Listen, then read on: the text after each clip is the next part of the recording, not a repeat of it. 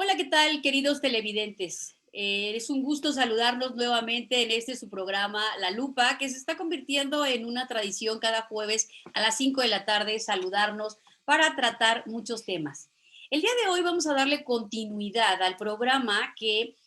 abordamos la semana pasada relacionado con transparencia y género, o género y transparencia, en el que tuvimos como invitadas a unas compañeras y amigas vigentes y que ya concluyeron su nombramiento como su servidora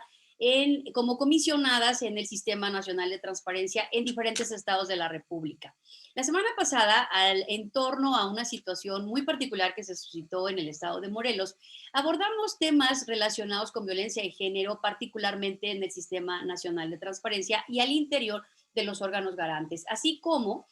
cómo hemos trabajado en las diferentes comisiones al respecto, particularmente la de Derechos Humanos y Género, que existe en el Sistema Nacional, y lo que esta comisión puede impulsar al respecto. Es así que me place muchísimo contar en esta ocasión, para empezar esta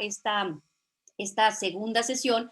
con la comisionada. Bienvenida, mi querida comisionada María Elena Guadarrama Conejo. Ella es comisionada del Estado de Querétaro y actual coordinadora de la Comisión de Derechos Humanos, Equidad de Género e Inclusión Social. Y aquí, bienvenida, mi querida Male, es un gusto que estés aquí con nosotros este día y además escuchar tu voz. Bienvenida. Muchas gracias, Vivi. La verdad, agradecerte mucho el espacio y que siempre estés detonando este tipo de acciones, siempre en favor de los derechos de las mujeres. Tu sororidad ha sido palpable desde que estabas como integrante del Sistema Nacional de Transparencia y ahora que lo haces también desde fuera. Y pues nada, Vivi, muchas gracias a ti por la invitación y pues les mando también un muy cordial saludo a mis compañeras que ya me antecedieron en la palabra y en especial pues a nuestra amiga Dora. Pues muchas gracias, Male. Oye, pues mira, en torno a esto, para comenzar nuestra plática brevemente, en torno a este tema que se suscitó en el estado de Morelos y que es común, desafortunadamente, que haya una serie de situaciones al interior del sistema, pero no nada más del sistema, de muchas organizaciones a nivel tanto privado como público, y particularmente nos ocuparemos del sector público.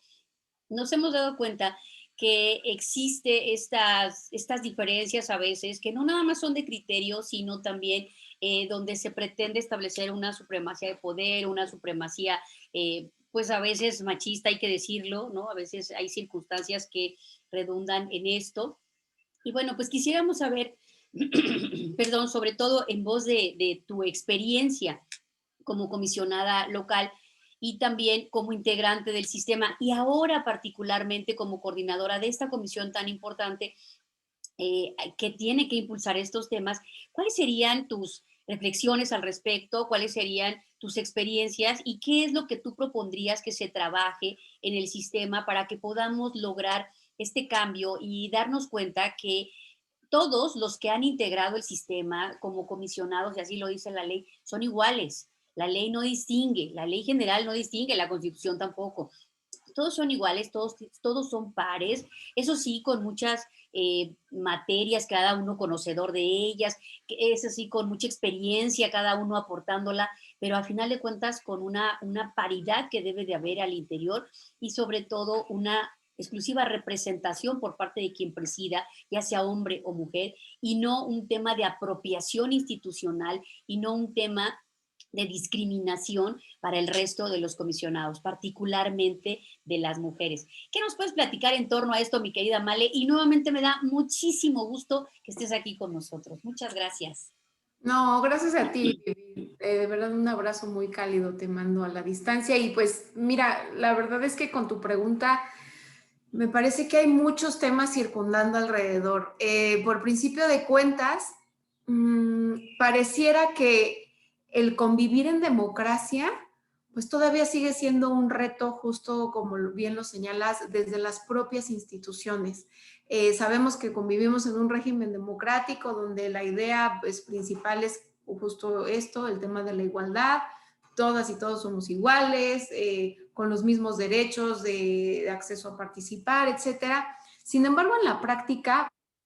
se reflejan justamente estos retos en los órganos garantes y en estos órganos colegiados que constituimos. Al final del día, si bien es cierto, las cuotas de género han sido medidas emergentes bastante positivas para que las mujeres empecemos a incidir en el sector público con mayores facultades en la toma de decisiones. Lo que también es cierto es que no por esa razón dejamos de ser en muchas ocasiones víctimas de violencia, y la violencia finalmente pues se manifiesta de distintas maneras, y en el caso particular que hablamos con respecto de la comisionada Dora y de muchas otras que además de la comisionada Dora, y tú sabes bien además de lo que hablo, pues han sido víctimas de violencia en el sector público, y entonces pues hablamos de violencia laboral, de violencia política de género y de un montón de cosas. ¿Qué es lo que podemos abonar desde la Comisión de Derechos Humanos, Equidad de Género e Inclusión? Pues como el nombre de este largote de esta comisión lo señala, hay 3 enfoques que todas las autoridades debemos considerar en cualquiera de nuestras acciones desde el servicio público. El poder transversalizar el enfoque de derechos humanos, el enfoque de género y el enfoque de inclusión. Y entonces esta comisión en particular dentro del Sistema Nacional de Transparencia me parece, sin demeritar y sin restar desde luego importancia a todas las que subsisten en el sistema, pero me parece que esta comisión es medular por lo que implica, por la responsabilidad que tenemos para poder transversalizar desde estos 3 enfoques todas nuestras acciones. Y con esto quiero decir, con todas nuestras acciones, que no solamente las que los órganos garantes brindemos a las personas que acuden a que les brindemos nuestro servicio público, sino que tenemos que ser congruentes con los principios constitucionales enmarcados sobre todo en materia de derechos humanos, como lo es la equidad de género, y la equidad de género empieza desde casa. Entonces, aquí en esta comisión, pues tenemos un plan de trabajo bastante robusto, Vivi. Déjame decirte que tenemos alrededor de 17 líneas de acción que desempeñar en el transcurso del año, y ahí la llevamos. Es un programa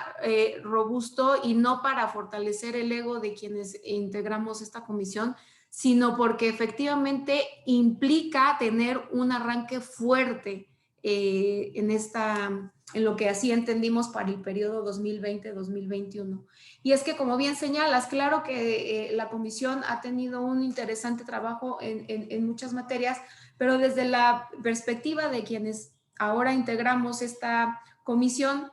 las comisionadas y comisionados nos dimos a la tarea de llevar a cabo varias acciones, entre ellas, pues comenzando por una amplia capacitación en materia de equidad de género, en materia de derechos humanos y en materia de inclusión, porque sabemos que muchas veces pues entendemos cosas distintas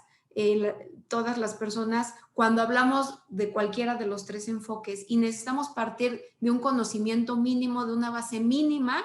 para comenzar a hablar todos y todas el mismo lenguaje, porque es muy lamentable escuchar expresiones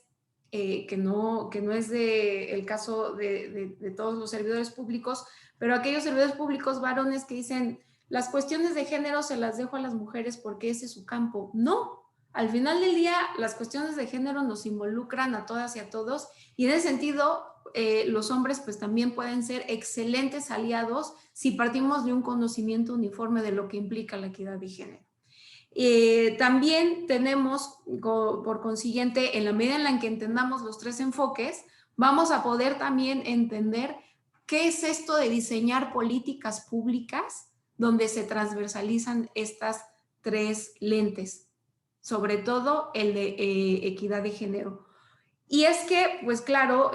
muchas veces nos pasa en el servicio público que las metodologías o la toma de decisiones para la creación de políticas públicas a veces carecen de ciertos elementos mínimos para la creación de una política pública,